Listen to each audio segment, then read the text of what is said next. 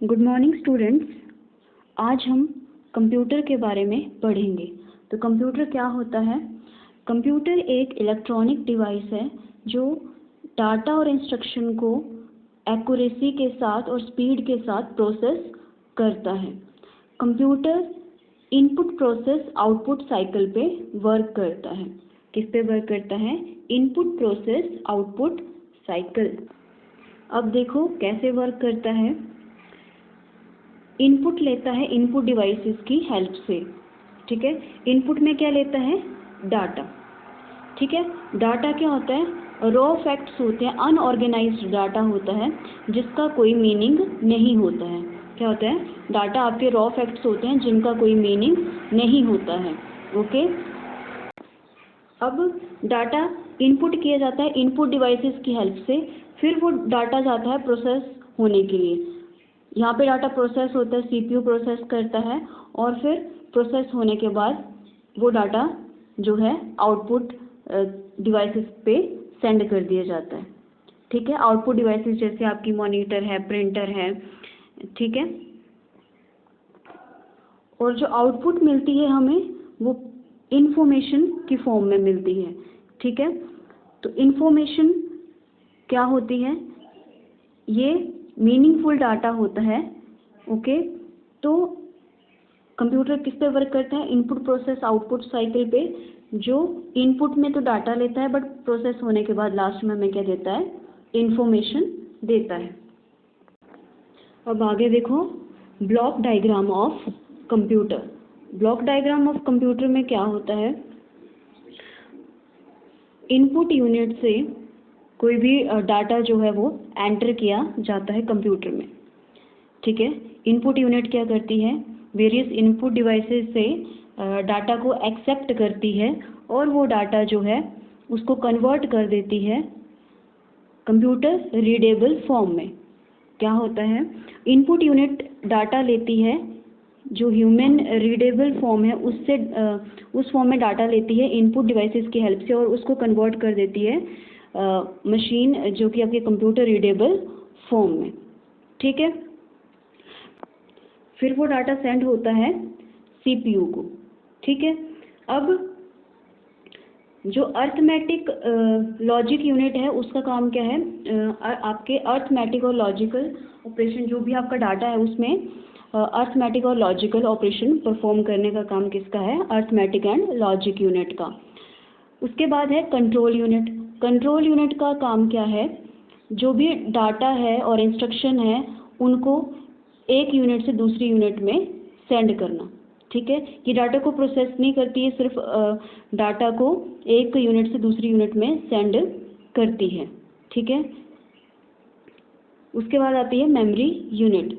Memory unit जो है वो डाटा जो भी प्रोसेस हुआ है, प्रोसेस होने के बाद जो भी रिज़ल्ट आया है उसको स्टोर करती है मेमोरी यूनिट में। ओके। उसके बाद आता है आउटपुट डिवाइसेस। वो जो डाटा प्रोसेस हुआ, जो रिज़ल्ट आया, जो मशीन रीडेबल लैंग्वेज में है उसको कन्वर्ट कर देती है फिर से ह्यूमन रीडेबल फॉर्म में और सेंड करती है आउटपुट यूनिट को। अब हम डिटेल में सीपीयू के बारे में पढ़ेंगे। तो सीपीयू की फुल फॉर्म क्या होती है? Central processing unit. Okay. CPU को ब्रेन ऑफ कंप्यूटर भी बोला जाता है। क्या बोला जाता है सीपीयू को? Brain of computer. सीपीयू जो है मल्टीपल यूनिट्स को कंबाइन करके बनता है, जैसे control unit, arithmetic unit, second है आपकी arithmetic and logic unit, and next है मेमोरी यूनिट। कौन कौन सी यूनिट से बनता है CPU? Control unit, arithmetic and logic unit and memory unit. अब देखो अर्थमेटिक और लॉजिक यूनिट का क्या फंक्शन है। अर्थमेटिक और लॉजिक यूनिट ऐसा डिजिटल सर्किट है जो डाटा की प्रोसेसिंग करने के लिए यूज़ किया जाता है। Arithmetic and logic unit arithmetic और लॉजिकल ऑपरेशन परफॉर्म करती है। अर्थमेटिक ऑपरेशंस कौन से होते हैं? जैसे आपके add, addition, subtraction, multiplication and division. Logical operation में कौन से आते हैं? जैसे कंपैरिजन करना, डाटा को मर्ज करना जैसे ऑपरेशन जो हैं वो लॉजिकल ऑपरेशन में आते हैं।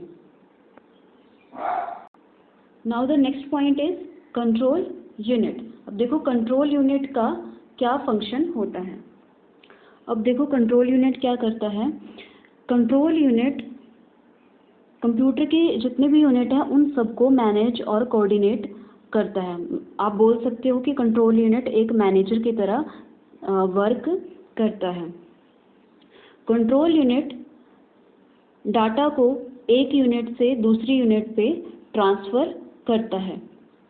Okay, control unit memory unit का डाटा अर्थमेटिक यूनिट को प्रोवाइड करता है और अर्थमेटिक यूनिट जब डाटा को प्रोसेस कर देती है उस रिज़ल्ट को कंट्रोल यूनिट जो है वो मेमोरी यूनिट में स्टोर कर देती है।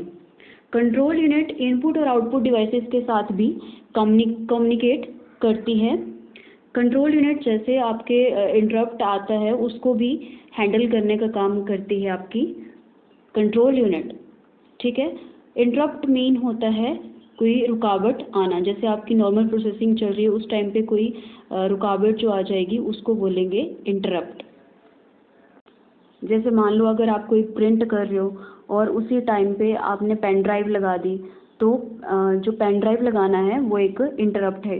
ओके, तो जब जो मैसेज शो होता है वो मैसेज भी कौन शो करवाता है, कंट्रोल यूनिट की आपके डिवाइस के साथ पेन ड्राइव जो है वो अटैच्ड हुई है। अब देखो क्या बताया मैंने, it control the operations of the computer. जितने भी कंप्यूटर के अंदर ऑपरेशंस होते हैं उन सबको कंट्रोल कौन करता है, कंट्रोल यूनिट।